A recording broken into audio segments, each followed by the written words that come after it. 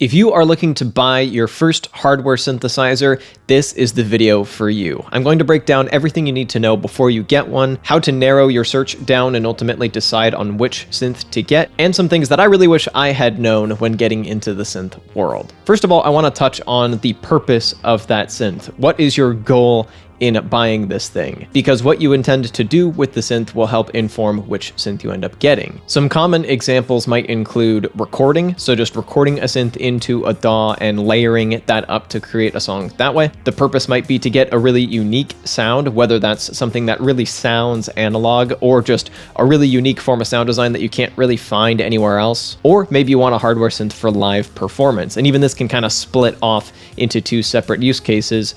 There's jamming, which I'm defining as a sequenced performance. So you have the brain of a music production setup, and that is controlling other devices, and then you are launching clips, maybe even playing a little bit of stuff live, but I'm kind of referring to like a DAW-less hardware jamming setup where you're using sequencers and synths kind of in tandem.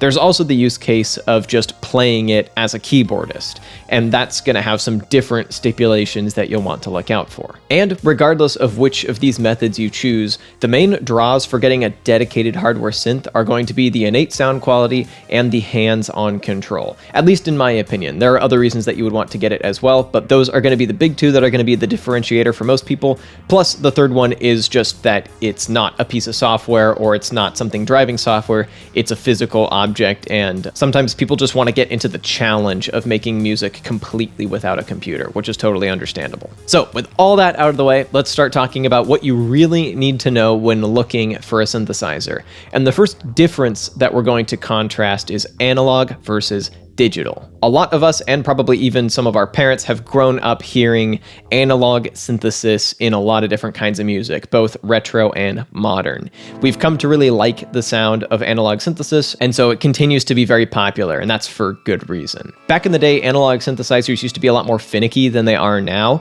Like keeping them in tune would sometimes be a problem. Sometimes temperature could affect stuff. Nowadays, synth manufacturers making modern analog synths have controlled for a lot of that kind of stuff pretty well. So if you're buying a modern analog synth, you probably don't need to worry about that. Some people will try to tell you that analog sounds better than digital, and I think at this point, that's splitting hairs, and for most people just trying to make music, that literally doesn't matter. Like, technically, you could compare like a sawtooth wave from an analog synth to the sawtooth wave from a digital synth, and there is technically a difference, but once again, pretty much no one's going to be able to pick up on that difference, especially in the context of a full mix. So I would say don't worry about it. Virtual analog stuff has gotten quite good because there definitely are reasons that you would want to get a digital synth over an analog one, as fun as analog synths are. One big reason is price to performance. You'll often get a more varied sound palette out of a digital synth than an analog one for a lower price. And you'll often get more voices of polyphony as well. For those of you unfamiliar, polyphony is multiple notes playing at the same time. Polyphonic, meaning essentially multiple sounds. So a polyphonic synth is one that can play multiple sounds at the same time. And it's easier and cheaper to build more polyphony into a hardware synth if it's digital than if it's analog. Because if it's analog, you have to build all the physical circuitry to make that work, and that can make a synth get bigger and or more expensive. So if you are a live performer, like a keyboardist on a budget, a digital synth might be a better option. Another reason to go digital over analog, and to be clear, I really like analog synths, and I'm not trying to argue against getting one, I just want to give you a thorough picture of what your options are. Another reason to get a digital synth over an analog one is different sounding stuff. For instance, synths like the Arturia Microfreak can have wavetables in them, and that's not really something you have with analog synthesis because it's a fundamentally digital thing. And so you get access to new ways of generating sound, and oftentimes you'll see analog digital hybrids in a lot of modern synths. For example, to use some relatively budget options, the Arturia Microfreak has digital sound generators, also known as oscillators, but an analog filter. The Korg Minilog XD has some analog oscillators and some digital oscillators, and then as far as I know, also an analog filter. And then the original Korg Minilog only has analog oscillators. So it's a little more limited, but if authentic analog sound is all you're after, then it's worth springing for that. However, there is an incredibly wide variety of sounds that you can get out of a lot of synths, especially if you get into modular, which I don't recommend doing unless you have some money to burn and some patience, but I should cover the difference. A lot of us will get into the synthesis world with just a dedicated hardware synthesizer, just one device that works completely by itself, and maybe you can plug it into stuff via MIDI. There's also the entire world of modular synthesis, where you buy a bunch of individual little synth modules, all of which perform like a few functions, and then you bring in all of these little modules and connect them all up to essentially create your own synth. And this is incredibly customizable. There are a ton of modules and manufacturers out there. And within this, you have a ton of ways of generating sound, and you can often create really complex, unpredictable sounds using setups like these. Once again, it can get incredibly expensive. This is something that I haven't gotten into yet and don't have a ton of interest in getting into, but maybe one day, we'll see. It's definitely not something I would recommend to beginners to either hardware or sound design. So let's move back to just making your decision on a completely dedicated standalone synthesizer. I briefly mentioned the term polyphonic, and this is going to become important because you want to know if the synth that you're getting is a mono synth or a polysynth. Mono meaning it can only play one note at a time, and poly meaning that it can play multiple notes at a time.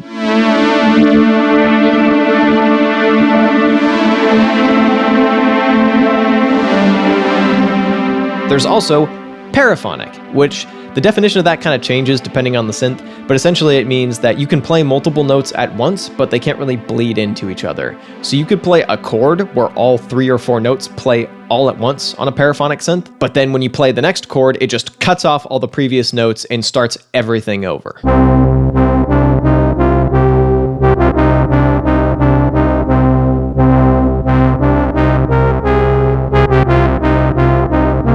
If you mainly want to use your synth to create things like lead or bass lines, a mono synth might be enough. Or if you have some patience, you can even use it to record chords if you just layer a bunch of tracks on top of each other. But at this point, there are some pretty affordable paraphonic or fully polyphonic synths out there. So look into the number of voices that synth has, and that'll tell you how many notes that can play over each other at the same time. It might also be worth looking into just mono versus stereo. In terms of the frequency spectrum, a lot of hardware synths just have one mono output, and then if you want stereo width, you will double track a synth, aka play the same part twice with some stuff tweaked, or you can use effects afterwards to widen up that sound. And finally, let's talk about good beginner synths. If you are really on a budget and just want something analog to mess around with, a good one is the Korg Volca keys. I've got an entire video on that. It's some kind of dirty but very pretty sounding analog synthesis, but be aware that it is paraphonic, and so there are going to be some limitations with how you can play it. Another synth that's fairly inexpensive and fairly approachable is the Arturia Microfreak. I recommend this thing all the time. It's super versatile and capable of some pretty sounds and some pretty chaotic sounds, and that's a lot of fun for me. It's got some intuitive but in-depth modulation options, a ton of ways to create sound, aka a bunch of oscillators, an analog filter, all that kind of stuff, and it's, once again, fairly inexpensive. So that's a good recommendation. And then if you want some relatively inexpensive polyphonic analog synthesis, the original Korg Minilog is a good one to look at, and if you want a good all-arounder and are willing to pay a bit more, the Korg Minilog XD is also worth a look. That, of course, only scratches the surface. You can buy hardware emulations of classic synthesizers. I know Roland's got a few of those. I think Yamaha might have a couple as well. There are more kind of budget synthesizers, some of which offer less hands-on control than I would like, and so I'm a little hesitant to recommend them. And, of course, there are Grooveboxes, which, in addition to being synths, are sequencers, drum machines, mixers,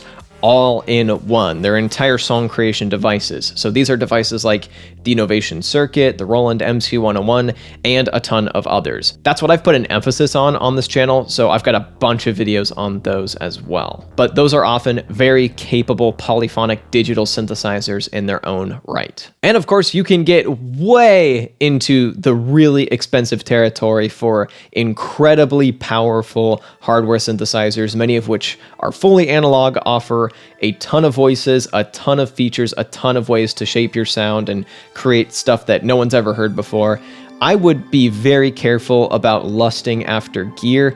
I would try to avoid spending too much on synthesizers, especially for your first one, because you can get a ton out of even the most budget of synthesizers. So that's pretty much everything I can think of that I really wish I knew getting into the synthesizer world. If you would like to see dedicated reviews of 3 of the beginner and budget-friendly synths that I mentioned, you can click or tap somewhere on the screen, and I also have a video on Grooveboxes if that sounds a little more like your jam.